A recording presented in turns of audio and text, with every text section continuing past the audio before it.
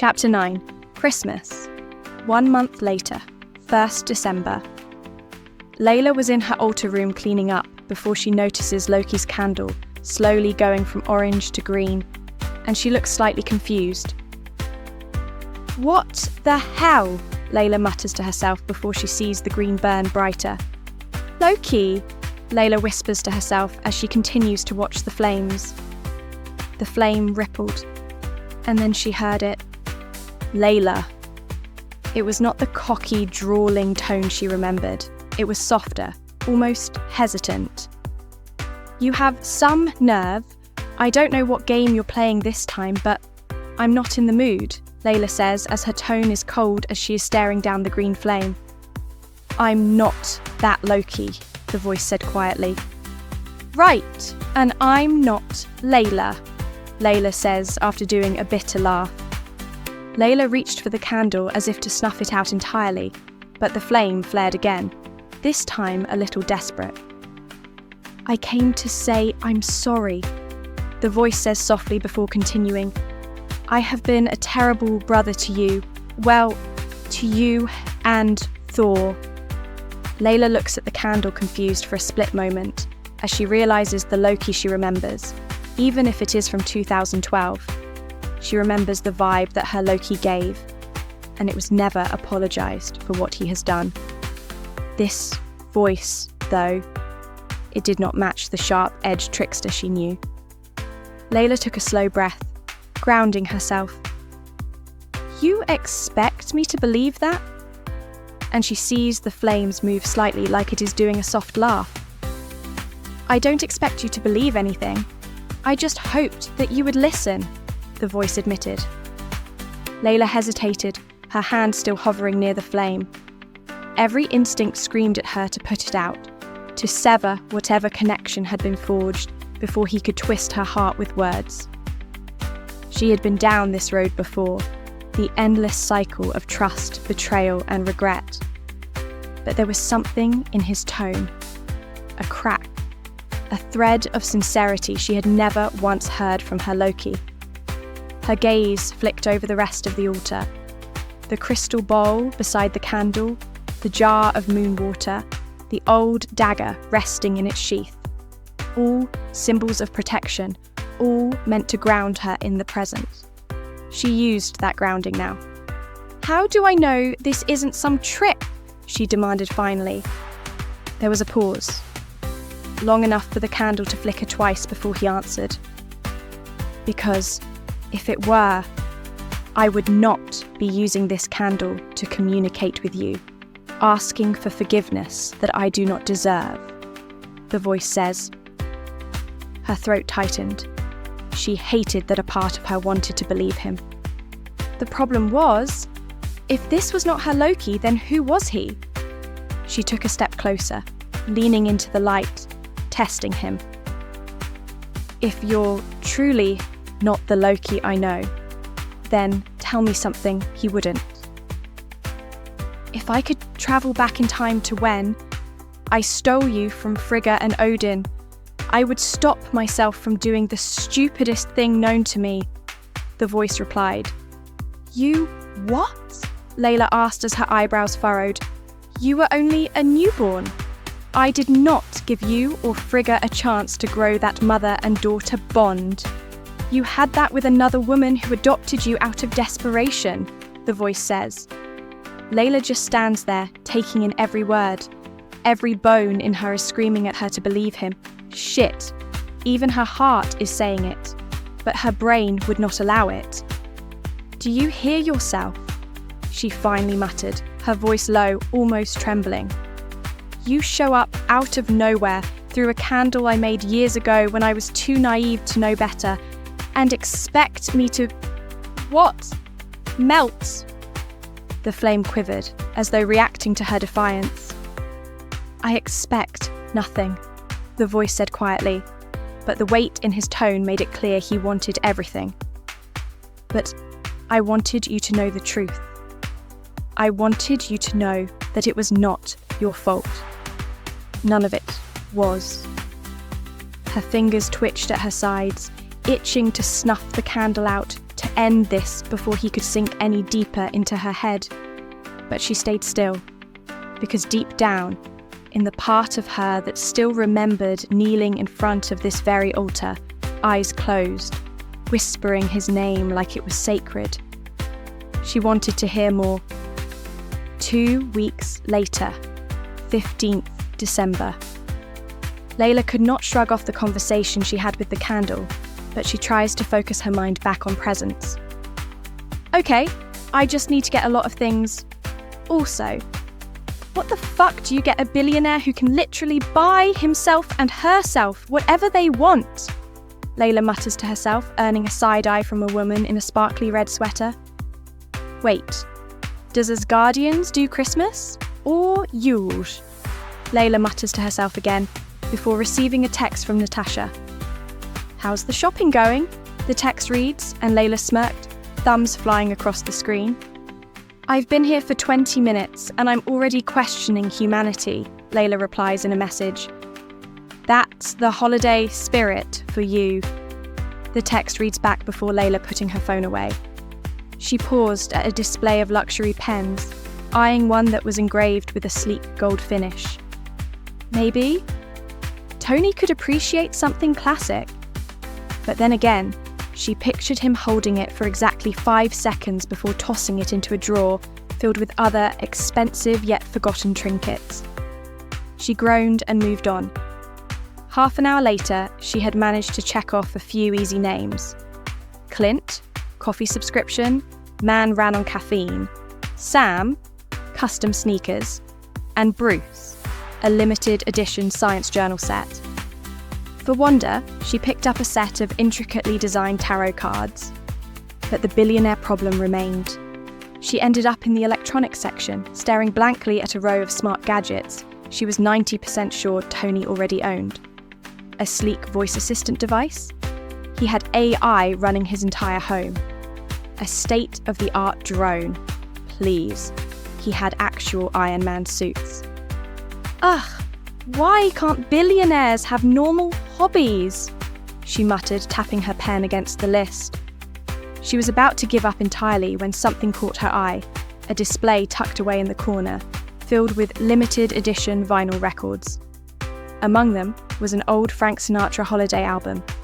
Pristine, untouched by time. Her lips curved into a slow smile. Tony loved old music as much as he loved modern tech. It was not flashy.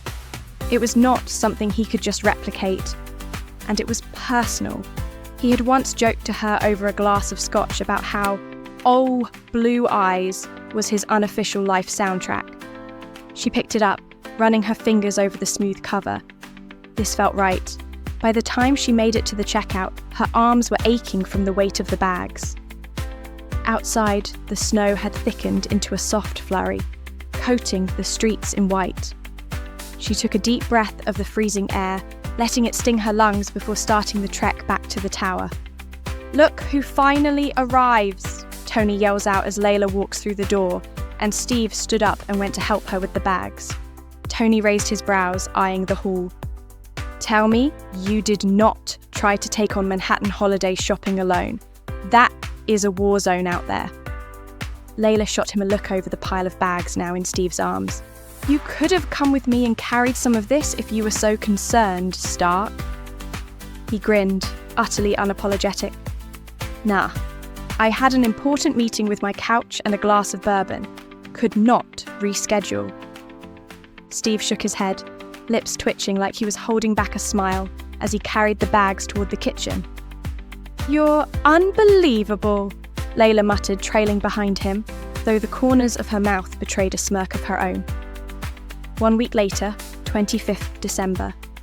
The lounge was glowing with twinkling lights, the giant Christmas tree standing tall in the corner, stacked high with wrapped gifts underneath. The smell of cinnamon rolls and coffee filled the air, courtesy of Laila, who was currently curled up next to Steve on the couch. Steve's arm was around her shoulders, his sweater just barely festive enough to be considered holiday attire. Scarlett walked in, holding a tray of hot cocoa mugs, her other hand casually tucked into Clark's. The two of them laughing at something Pietro had just said, something that involved snowball fights and who's faster. Finally, Tony said, his eyes landing on the cocoa like it was a rare artifact. Someone around here takes beverage distribution seriously. Laila, you have been slacking. Sorry, Laila replied dryly, lifting her gaze from the plate of pastries she had arranged earlier. I was too busy actually making the food, Natasha smirked, and making it edible, unlike when Tony tried to bake last year. That gingerbread had character, Tony protested. And no structural integrity, Pietro added, smirking as he dropped into a chair. The group settled in, mugs in hand, warmth seeping into chilled fingers as the city's winter winds tapped against the glass walls. Everyone starts to get ready for the gifts exchange. Laila began with a warm smile, sliding a box across the coffee table toward Clint. This one's for you. He tore the paper open and whistled low. Coffee subscription? Oh, Laila, you do love me. Maybe now you'll stop stealing mine, she teased. Sam was next, his eyes lighting up as he revealed custom sneakers in his team colours, his initials stitched on the side. Man, these are perfect. I know, Laila replied with a knowing grin. Bruce unwrapped his box with the care of a man defusing a bomb. When he saw the contents, his brows shot up. A limited edition science journal set? Laila, do you know how hard these are to find? I may have bribed a librarian, she admitted. Wanda's gift was an intricately designed set of tarot cards, each one hand-painted with mesmerising detail. Her fingers brushed reverently over the deck. They're beautiful, she murmured. Made by a witch in New Orleans, Laila said. Figured you'd appreciate something a little more personal than a gift card. Tony's wrapping paper fell away to reveal a stack of limited edition vinyl records, pristine in their sleeves. He blinked, impressed despite himself. Mint condition. Jenkins, you are spoiling me. Just trying to keep you from playing the same AC/DC album on repeat, she replied. That's never happening, Tony said with a smirk. Steve handed Laila a small box, the edges neatly wrapped. His doing, she could tell by the precision. When she lifted the lid, she found a framed photograph nestled inside. It was of the two of them during a rare day off months ago. Her laughing at something he had said, his head tilted toward hers, both looking like the world outside did not exist. Someone must have taken it without them noticing, the moment so unposed and genuine it made her chest tighten. Her thumb brushed over the glass. Steve, this is perfect, she whispered, her smile warm and a little shy. He leaned closer, his voice low just for her. I wanted you to have something to remind you of us. Not the missions, not the chaos, just us. Her gift to him was still heartfelt, a vintage World War II style leather journal with his initials embossed on the cover. For your thoughts, she said softly as he turned it over in his hands.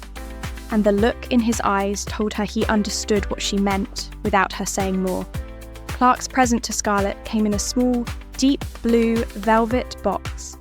She tilted her head in curiosity before opening it, her breath catching when she saw the delicate necklace inside.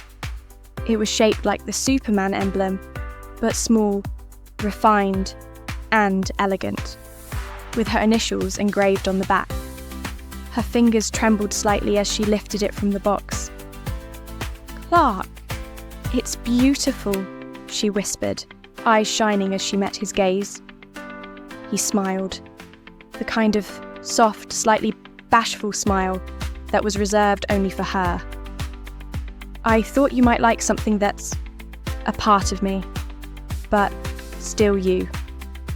She leaned in, brushing a kiss against his cheek before handing him her gift. A sleek, custom leather jacket. It was just his style, but when he ran his fingers over the inside lining, he found the House of El symbol stitched in silver, where only he would see it. "I figured you could use something to keep you warm," she teased, "and a reminder of where you come from." The way he looked at her then was enough to make her cheeks warm. Pietro's gift to Wanda was wrapped in silver paper, neat but rushed, his usual style. She unwrapped it to find a framed photo from their childhood. Except, it was not the original. You recreated this?" she asked, her voice catching. He grinned proudly. "Of course. Same pose, same background, same annoyed look you gave me when I pinched your ear." Her laughter came instantly, bright and teary at the same time. She set it gently beside her before sliding her gift to him across the floor. A pair of sleek, custom-designed running gloves. "So, you don't freeze your fingers off every winter," she said, her tone half scolding, half affectionate. Pietro flexed his hands inside them and grinned. "Now I can outrun frostbite." Natasha's gift to Clint came in a slim box tied with black ribbon. Inside was a bow grip, polished to perfection, engraved with the words, "Partner in crime." He turned it over in his hands, a smirk tugging at his lips. "You know me too well." "That's my job," she replied with a shrug. His return gift to her was less refined. A tall, frosted bottle of her favourite vodka and a card that simply read, "Do not drink it all at once." She arched a brow but smirked, tucking it under her arm. Challenge accepted. Bruce's gift to Tony was in a perfectly square box. Tony unwrapped it to find a miniature 3D printed model of the arc reactor, detailed down to the tiniest groove. "Well," Tony said, turning it in his hands, "if you weren't already my favourite scientist, you are now." Bruce chuckled and gestured to the bag beside Tony's chair. Inside, Tony found a pristine white lab coat, embroidered across the chest in bold green thread. Hulk brain. Tony grinned wide. "Now, that's branding I can get behind." Sam's gift to Steve was wrapped in shiny red paper with a gold bow that looked like it had been rescued from the clearance bin. Steve gave him a mildly suspicious look before opening it to find a brand new Brooklyn Dodgers cap. The old-style kind, in perfect condition. "I figured that the one you've got is older than both of us put together," Sam said with a grin. "Thought you could use an upgrade." Steve turned the cap in his hands, a genuine smile tugging at his lips. "Thanks, Sam. This is perfect." In return, Steve handed Sam a long, thin box tied with neat, precise ribbon. Inside was a custom multi-tool with Sam's name engraved on the handle, complete with every function he might need in the field, and a few he did not. Sam flipped it open, impressed. "Wow! So you do pay attention when I talk about my gear?" Steve smirked. "You never stop talking about it." Sam laughed and shook his head. "You know what? I will take it." After the gift exchange, everyone walks over to the dining room and walks to their respective seats. Clark was setting the table with Scarlett, occasionally catching her hand as they reached for the same plate, both grinning like they were sharing their own private joke. Pietro zipped around the kitchen, trying to sneak bites of roasted potatoes, getting swatted by Wanda every single time. "Sit down," Wanda finally hissed, brandishing a wooden spoon like a weapon. Pietro held up his hands in mock surrender. Fine, but you'll miss me when the gravy runs out, and I'm the only one fast enough to grab more." Steve had been watching the chaos unfold from the doorway, arms crossed and an amused smile tugging at his lips.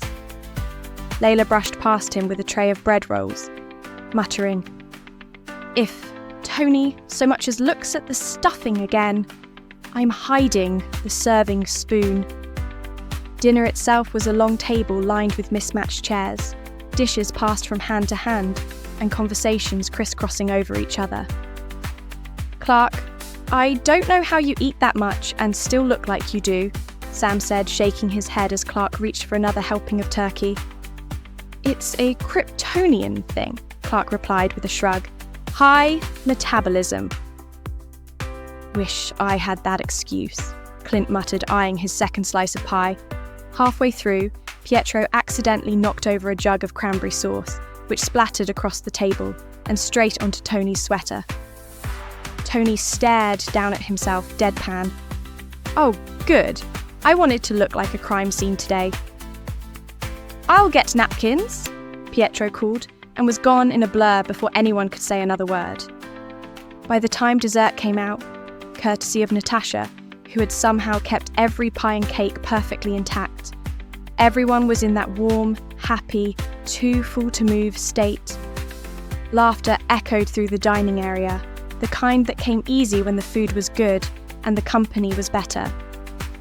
After all that, Laila and Steve decided to walk back to Layla's apartment. Snow was falling softly outside as they stepped out of the tower, her arm linked with his as she leaned into the warmth of his coat. The streets were quiet, lit only by the glow of street lamps and the occasional string of Christmas lights in apartment windows. Her place wasn't far, a cosy space with soft lighting, a small Christmas tree in the corner, and the faint scent of cinnamon lingering from earlier. She slipped off her coat and boots, while Steve set down the bag of leftovers she'd insisted on taking. Remind me again why we needed an entire container of mashed potatoes, he asked, amused. For breakfast tomorrow, she said with a shrug, kicking off her slippers and padding over to the couch. Trust me, cold mashed potatoes are a Christmas tradition. Steve followed her, sitting close enough that their knees brushed. The framed photo he'd given her earlier that morning sat on the coffee table, the light catching in the glass. She reached for it, tracing her thumb over the image. I love this, she murmured, looking up at him. His smile was soft, the kind of smile that reached his eyes. I'm glad. She leaned in, her voice dropping just enough to be playful. Best gift ever, Rogers. And then his lips were on hers, slow and certain, the chaos of the day melting away until all that was left was the quiet hum of the heater, the faint glow of the Christmas tree, and the warmth of each other's arms. Outside, the city kept moving, but in Layla's little apartment, it felt like Christmas had finally gone still.